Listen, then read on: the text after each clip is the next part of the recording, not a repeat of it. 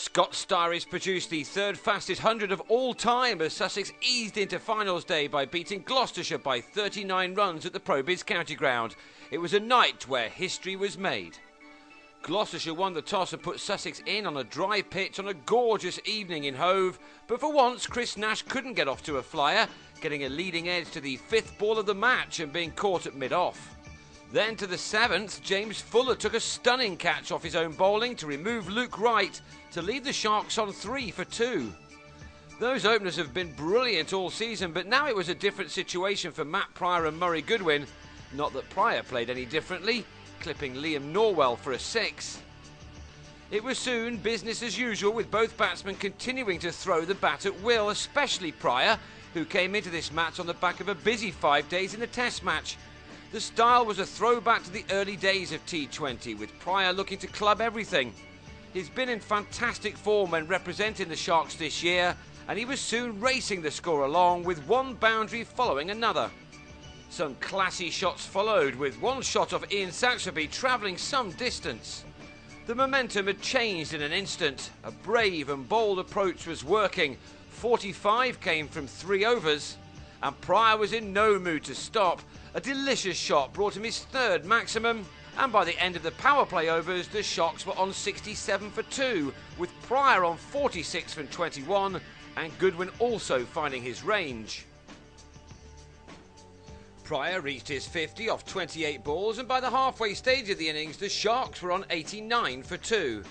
The partnership was ended by a mix-up in the call-in between the two, and that led to the run-out of Prior for a sensational 60. Scott Styris should have gone in the same way, but this time Murray somehow missed the stumps with the batsman stranded. Nobody knew at this stage just how important that would be. Styris now needed to go big for the remainder, and he whipped a 6 into the crowd, while the excellent Goodwin just kept on going with yet another important knock from him. With 5 overs to go, the Sharks had 132 runs on the board, and the 16th over was a good one. This shot driven beautifully over extra cover for the Kiwis' second 6. Young and Muralitharan went for only 51 runs in their combined 8 overs, but the Gloucestershire seamers were extremely expensive. Goodwin went to his 50 off one of them, Saxby off just 38 balls. Styris had certainly picked up from where Prior had left off, and he was now even leaving Prior's excellence in the shade. Another 6 took him quickly into the 40s. And his 50 arrived with another big 6 off only 23 balls. 18 runs had come off a single ball at the start of the 18th over, which had included a couple of no balls. Record books were now being looked at as Fuller's next delivery was also smashed for a home run by Styris, who was by now on fire. Incredibly, 38 came off the same over. Nobody could quite believe what they were seeing. History being made would be the simple answer. The 200 was upon us in a flash. Styris was hitting just about everything to the boundary now, and there were still 10 balls left. The next one was the biggest hit of the night. It brought the amazing Styris his 7th 6 and took him rapidly into the 80s. As the last over began, he was on 85, and now the 100 was being talked about. The first ball travelled the distance again to take him on to 91. And before the over was up, he'd reached an incredible 100 off just 37 balls. It was the joint third fastest, and it had included 5 4s and 9 6s. It was an innings no one who was there will ever forget.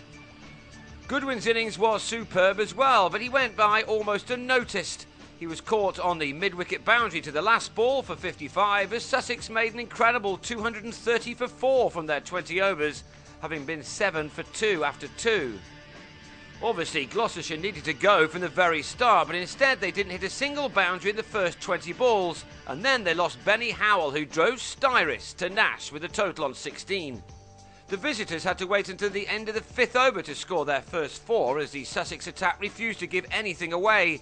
Dan Housego soon had his eye in, and now the Gloucestershire run rate began to pick up before the end of the power play, which came with the total on 43 for 1. To be fair, Marshall and Housego did well, bringing up a 50 partnership of just 31 balls, as the former hit Michael Rippon out of the ground. Rippon's over, the 9th, went for 16. The wicket of Marshall on 42, caught behind off Amjad Khan's third ball, kept the Sharks swimming with the tide though. 82 for 2 was a halfway total, and Housego kept the attack on Ripon with a pair of strokes which were right up there with the shots of the night, on a night where there were an awful lot to choose from. 20 runs came off the 11th over. Housego was on for the fastest 50 of the night, but on 47 he was bowled by Will Beer at 102 for 3 in over number 12.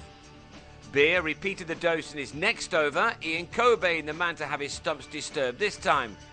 Fuller had everybody's eyes on him after his 38-run over when he came out to bat, but he tried his best to make amends. The target was left to 98 off the last 5. Amazingly, Gloucestershire were ahead on comparison at this stage, and Alex Gidman now needed to be compared to Styris.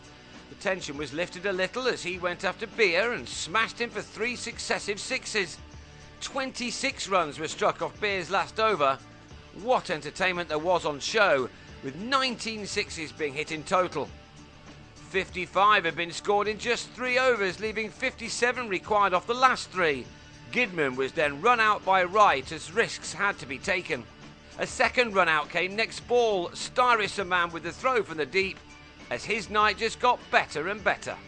The Sharks had lost their last 2 T20 quarter-finals, but this time they were on their way to Cardiff when Khan yorked Fuller on 26. It had been a valiant effort from Gloucestershire, but Styris had long since ensured that this wasn't going to be their game. Chris Liddle had Saxby well held by Beer to finish things off. They ended on 191 for 8 to give Sussex a victory by 39 runs. It was a terrific performance by them, and they'll now be a very difficult side to beat on August the 25th in Cardiff, whoever they now come up against.